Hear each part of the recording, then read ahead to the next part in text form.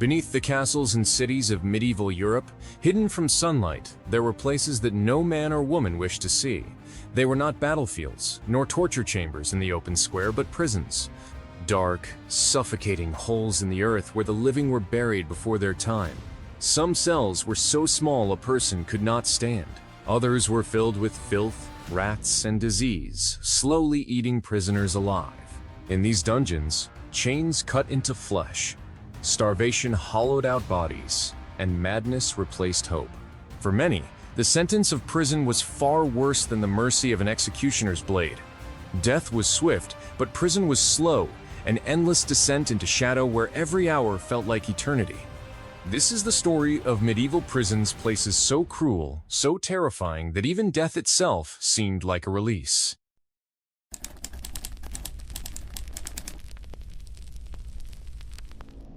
Medieval justice was not designed with mercy. While executions captured the public eye, prisons worked in silence. They were the invisible arm of control, buried beneath castles, monasteries, and city walls. And unlike modern prisons, they were not built for rehabilitation. They were pits of despair, designed to break body and soul until nothing human remained. The earliest medieval prisons were not large buildings with barred windows. They were hidden chambers, stone rooms beneath fortresses, damp cellars beneath city halls, or even abandoned wells converted into oubliettes. The very word oubliette comes from the French oublier, to forget. Prisoners thrown into these pits were not meant to return. They were buried alive in darkness, waiting for starvation or madness to claim them. Other prisons were simple towers with barred slits for light, or caves reinforced with iron doors. Some were makeshift. A town might lock up offenders in a cage on the street for humiliation, or even in a wooden stockade in the square. But the most feared were the permanent dungeons carved into castle foundations. Cold, wet, and silent, they were tombs built for the living. Life in a medieval prison was a slow-motion execution. Prisoners were shackled in chains so heavy they tore skin and left scars for life. Food was minimal, often stale bread, moldy porridge, or dirty water. Many prisoners starved before their sentences ended. Disease thrived in the filth. Rats carried plague, lice infested bodies, and infections spread unchecked. Air was scarce. In underground cells, only a narrow slit allowed a faint breeze. Prisoners breathed the stench of urine, rot, and their own unwashed bodies. Many collapsed from suffocation long before their time. And yet, cruelty was not only physical, it was psychological. Prisoners were often left alone for months or years, forgotten by the world. Darkness consumed them. Some scratched marks into the stone walls to count the days, but eventually even time slipped away. Madness was common. Chroniclers wrote of men who howled like beasts, clawing at the walls until their nails tore away. Not all dungeons were the same. Nobles might be held in castle towers with a window, sometimes even given a servant or bedding. But common criminals suffered in pits. In France, one type of prison was so narrow that a man could not move his arms, forced to stand until his body collapsed. In Germany, iron cages hung in public squares, exposing prisoners to weather and humiliation. Monasteries also had prisons, where monks accused of heresy or disobedience were confined in silence. These cells were known as penitentials, small stone rooms where the prisoners sat in darkness, allowed only bread and water until they repented. Some monks were left for years, forgotten by their own brothers. Among all medieval prisons, the oubliette was the most feared. Imagine a narrow shaft carved into the ground, often no more than a few feet wide. Prisoners were lowered or thrown inside. The opening was sealed with a stone or iron grate. Inside there was no bed, no light, no comfort. Only cold walls, silence, and the slow rot of starvation. Some oubliettes were so narrow that prisoners could not sit, forced to stand until their legs gave way. Others were filled with water, drowning victims slowly. Skeletons have been found in European castles, curled at the bottom of such pits, their final position frozen in agony. The oubliette was not just a prison, it was a coffin. To be thrown inside was to be erased from history. Why would rulers choose such cruelty over a simple execution? The answer lies in control. A swift death made martyrs of rebels and heroes of the condemned, but prison broke them silently. It erased their dignity, their memory, their very existence. A rebel hanged in the square might inspire others, but a rebel who vanished into a dungeon inspired only fear. No one wanted to share their fate. Thus, medieval prisons were more than punishment. They were warnings in stone, reminders that power could erase you not only from life but from history itself.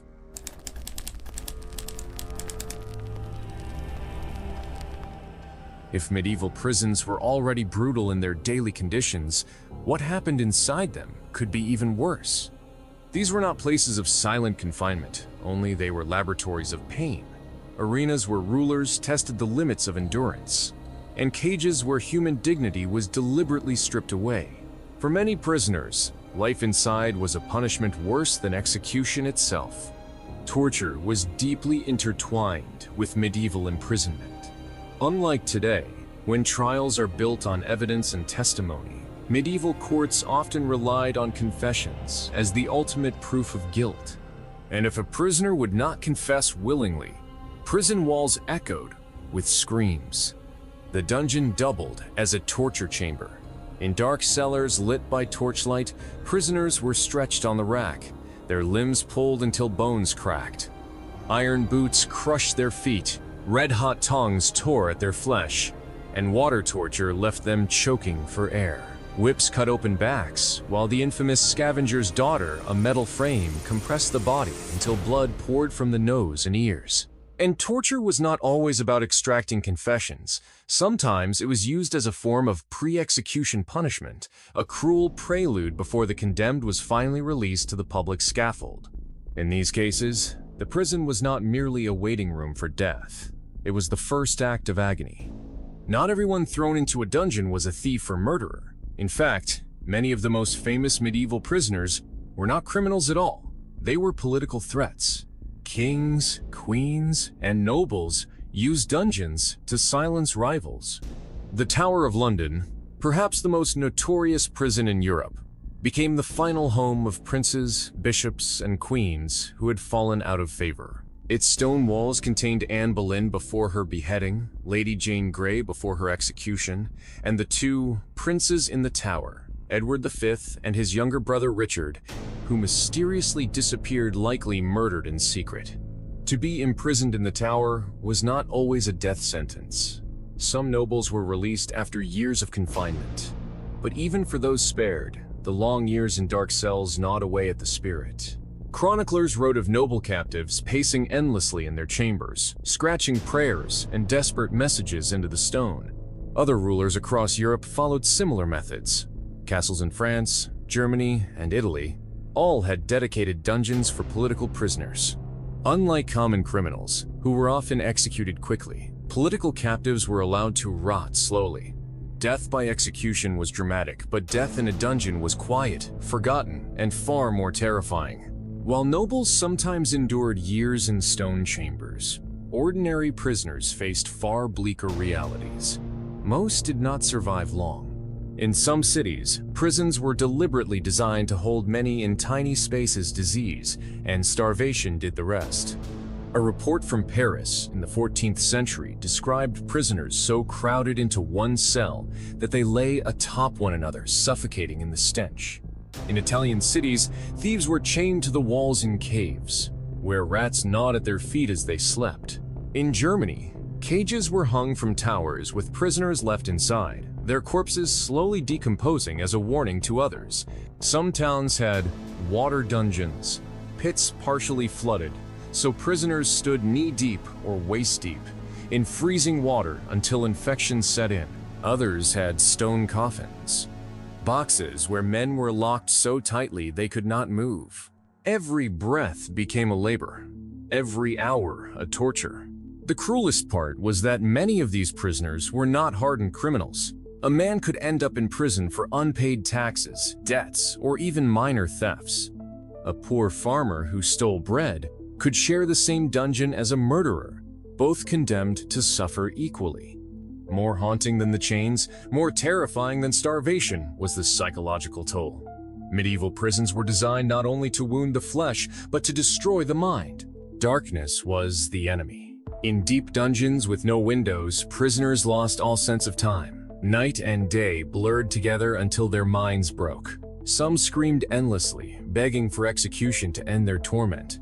Others withdrew completely, falling into silence, staring blankly into the shadows until death finally took them.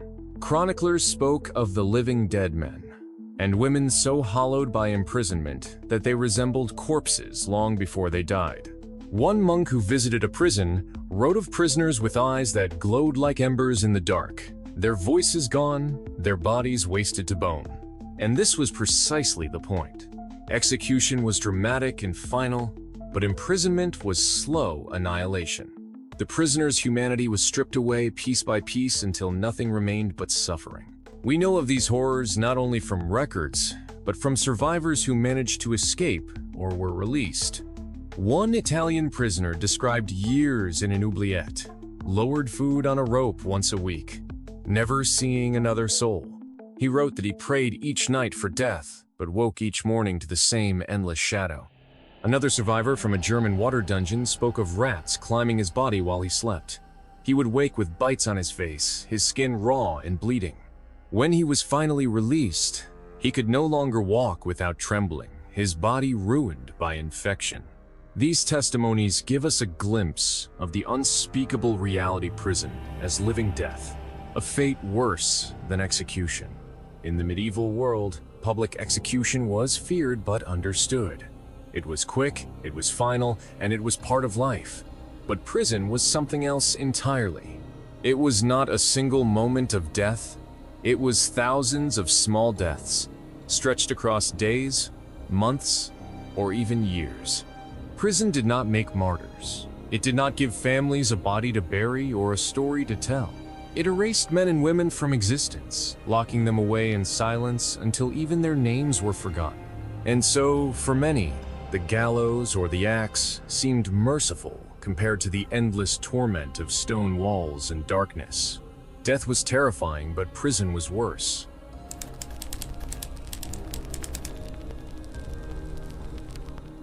Perhaps the most iconic medieval prison, the Tower of London, was less a dungeon and more a symbol of royal power. Built originally as a fortress by William the Conqueror, it quickly became the crown's most feared prison. For centuries, its walls swallowed kings, queens, bishops, and traitors. Anne Boleyn spent her final days here before her beheading. Lady Jane Grey, the 9-day queen, was confined within its towers before her tragic execution. The two young princes, Edward V and his brother Richard, disappeared into its chambers, likely smothered on the orders of Richard III.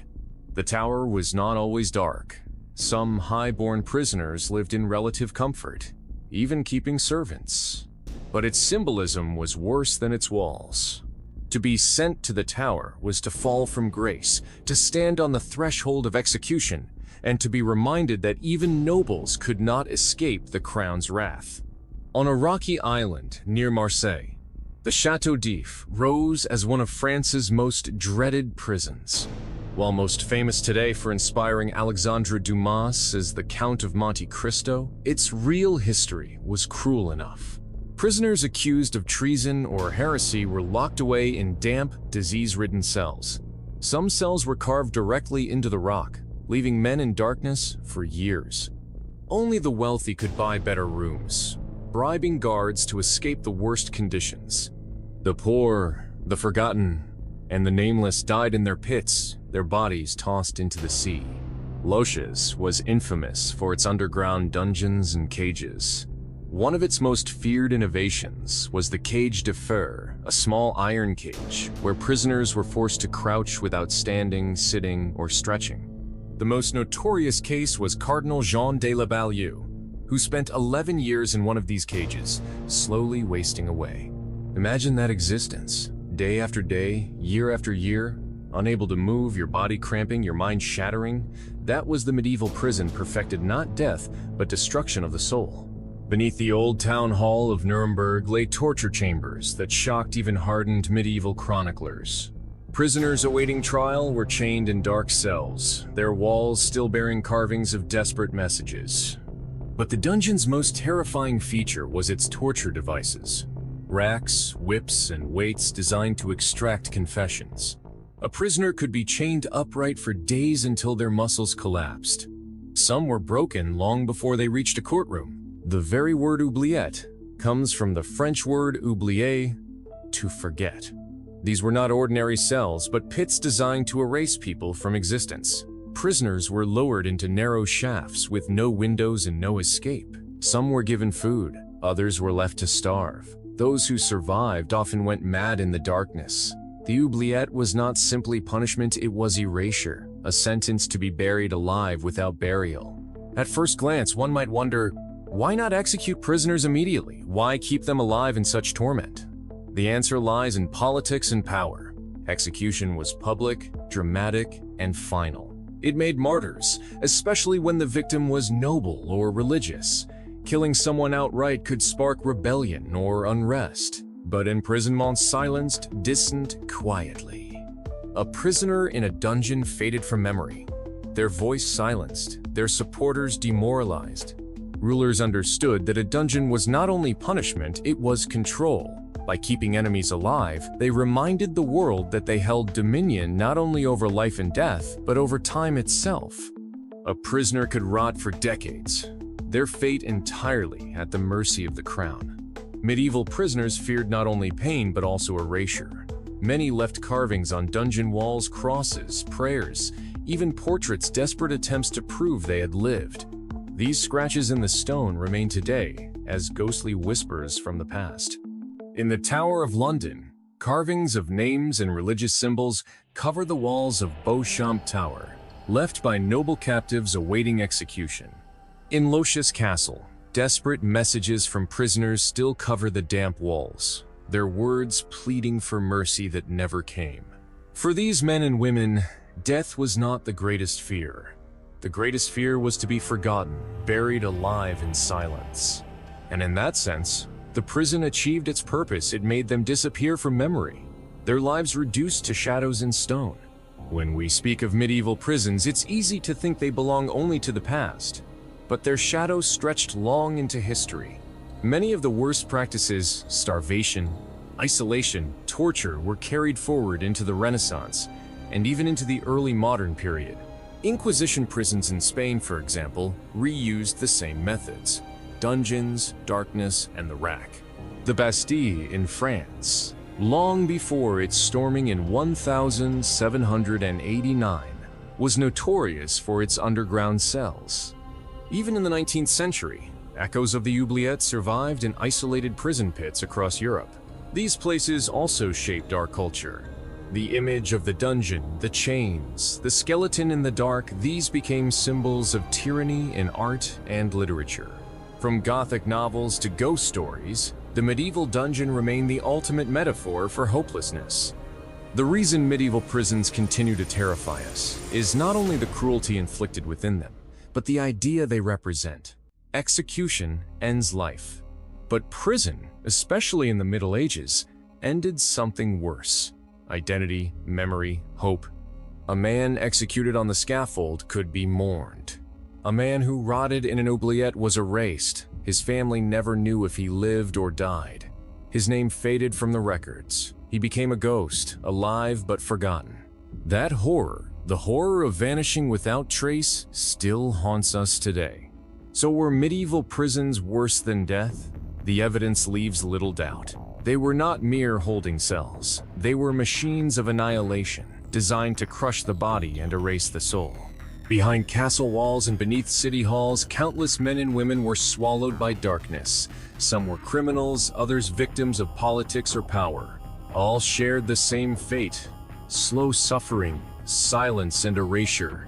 And so, when we look back at the medieval world, it is not only the executions, the wars, or the plagues that reveal its darkness. It is also the prisons, the silent tombs where people lived, suffered, and disappeared. If the darkness of these medieval prisons has shaken you, remember this is only one chapter in the story of humanity's cruelty. Behind every stone wall and iron chain lies a truth history often tried to bury. If you want to keep uncovering these hidden, haunting tales, make sure to like this video, subscribe to the channel, and ring the bell so you never miss our next journey into the shadows of the past. And tell us in the comments, would you rather face the axe or rot away in a dungeon, forgotten by the world?